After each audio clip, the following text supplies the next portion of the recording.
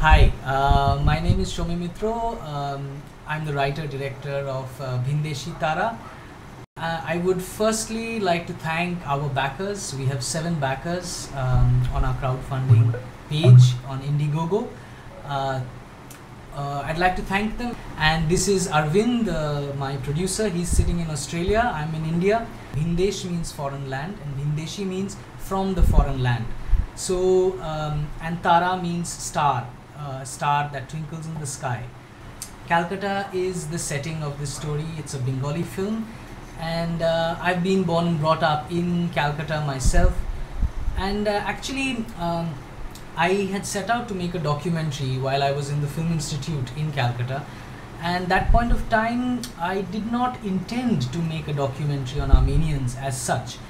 It was just that my friend who's an Armenian was getting married, and it came out in the papers that an Armenian wedding was going to happen after 40 years in the city. So I thought, why not record this for posterity? They've been living in the city for even before the city had a name.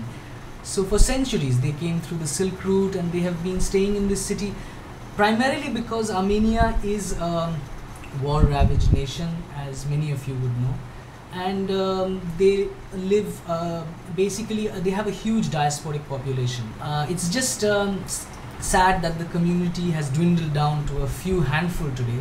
Many of you who might have come to Calcutta will know, like, Park Street is like a very important street in Calcutta, which is lined with pubs and restaurants.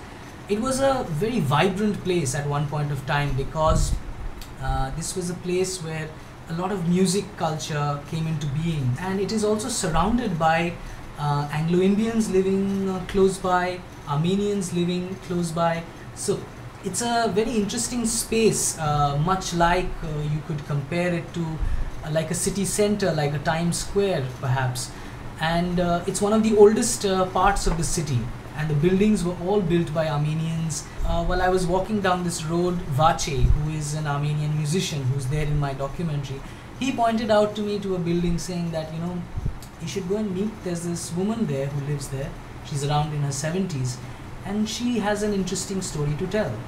And I did not know the reason for it, but she said that she wasn't interested in giving me an interview at all. But later on I came back to her and I showed her the wedding video that I had made of my friend. This Armenian wedding video, and she saw the video, and then she poured out her story to me. She fell in love with a Bengali man, and Shoikot, and he used to work in a newspaper office. He was a crime photographer. At that point of time, the community was much more rigid, and they used to marry within themselves. So the community shunned her, and she was and that union could not happen. This story to me became much more than just a film. So as a human being, I wanted to find out this man, if he's alive, and I just wanted to make the two of them meet.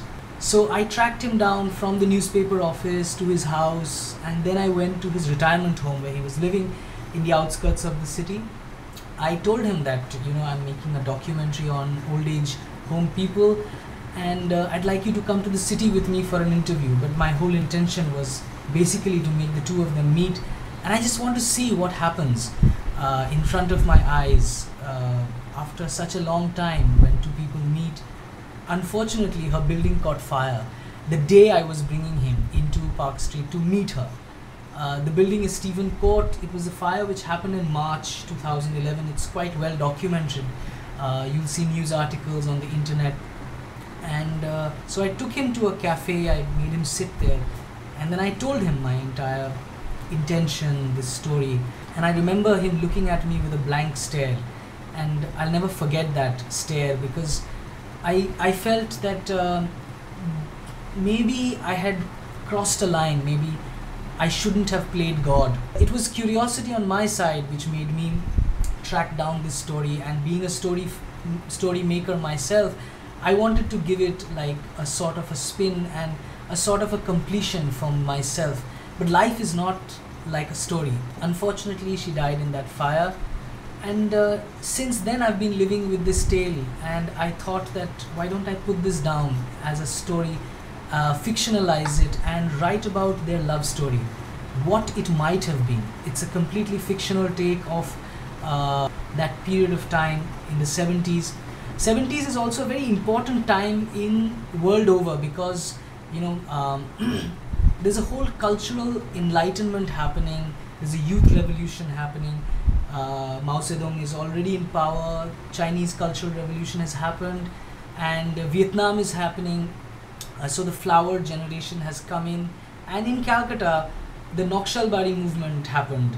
This was a peasant revolution in which the youth took a very important part to fight for the rights of these peasants. In this backdrop, there is this young love blossoming between an Armenian girl and a Bengali man.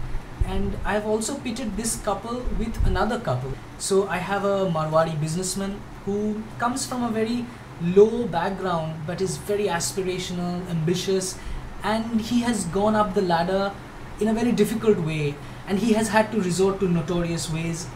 And there is this bar singer who he listens to every once in a while in one of these pubs when he indulges himself, and he's in love with her voice, and there's an attraction which grows between them. They go on a one night stand, and Shoikot happens to be overhear this, and he goes and he takes a snapshot of them. Khemka being a well-known notorious businessman, this is like very spicy news, and it gets published, and Anwari gets thrown out of the bar, and Tativik is hurt by this report, and she confronts Shoikot, and that is where a rift begins between the two of them. It is these two young people who fight their own conflicts about choices that they have made, and soon enough what happens is that the Armenian community gets to know about this alliance between a girl of their community and a Bengali boy, and they shun her, and she's deported back. Today, when the story has started, Tativik has come back to the city in that building in Stephen Court where she used to live, because that is the only property left behind by her family. And there's a young architect who's restoring that building, and when he gets to know about her story, he, like me, decides to go back and track down this man, and he finds Shoikot in that old age home, and he makes the two of them meet. Tativik met Shoikot when one of her friends was getting married, and on a night out with these friends, Shoikot was there, and he snatched her away for an impromptu dance at the Armenian club, and that took everyone by surprise.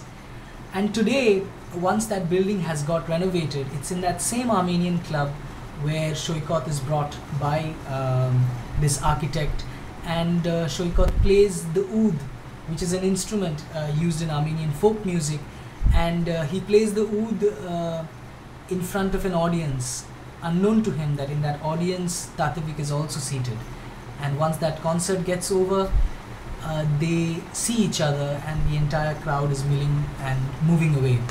That is where the film ends. For me, this journey that one takes to make these two people meet is, to me, much more important. So, because in a love story, I feel love is felt when there is separation, and separation is very important because that creates the desire for the audience, for the characters to meet. That feeling of two people meeting after a long period of time has been a tradition which has gone on, and how to make that happen in that span of time of 2 hours, 1.5, 2 hours that a film duration is the most important thing.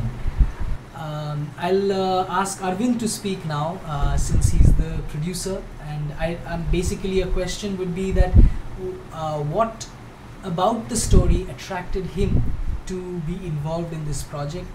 Over to you, Arvind. Thanks, Ami. So basically, as he already introduced me, my name is Arvind Baswan. I am producing film Bhindeshi Tara, a fallen star in the sky, as we call it in English. And one of the most important thing as a producer, I believe, is the hook in a story. You could have seen that while he was actually trying to tell this story, is emotionally very attached to the story. So one thing that I always wanted to do is tell stories which are actually closer to my own experience or heart, or my team's experience or heart, which was my first hook. The second one was obviously, romance. I'm a big fan of, and Sami, you did actually mention a bit about it as to, what would be the feeling of two people when they have met after such a long time. And the third and the most important one was the emotional baggage. Sami was saying that there, when you talk about such a long separation, time and space, there is a lot of things that happen. And one thing that would have actually kept them alive or wanting to see each other one day, someday, somehow, was, that longingness for your lost love, the one that you actually see very close to divine. So those were the things that I thought probably would be a really good anchor for telling this story. When I heard you, I think that was the moment when I think probably I shook hand and I told you about, from point A to point B, how do we actually go? There is one way is go in a straight line, the other way is go zigzag, zigzag, zigzag, but still reach point B. Now, one is plan and another is reality, and probably this is what we are exactly doing. As part of that is, in reality, getting money or getting funding or getting development money for any project is quite difficult. And I really want to thank our 7 backers, who we could not thank enough to keep our hope alive, to keep the hope of creative industries alive, and to believe in what we have actually believed in. And I would want to also make a promise that their funds will not be misused. So that's pretty much is the reason for me to be attached with this beautiful project of ours, man. Yeah. Great, Arvind, because people who are also supporting us on this platform should feel that they're as much involved as we are, and we'll be updating information about our project once it goes on floors, as well as whatever happens to this story. A crowdfunding campaign is not just about raising money. It's also a story that we're trying to tell, and sharing that story. And please leave your comments behind. I think that's all we'd like to say, and thank you very much, and keep supporting us. Thank you, Arvind, for being such an important backbone to this entire thing. Because once, for a writer who sets out to just put pen to paper and put 2 words together, to come this far is quite elating for me. And the fact that we are actually a team now, we've partnered together, and let's see what happens, and hopefully our film will get on floors very soon. Thank you. Thank you very much, Sami, for your time, and thank you, our audience, for your love and support and kindness. Please spread the word around, and see you at the cinemas.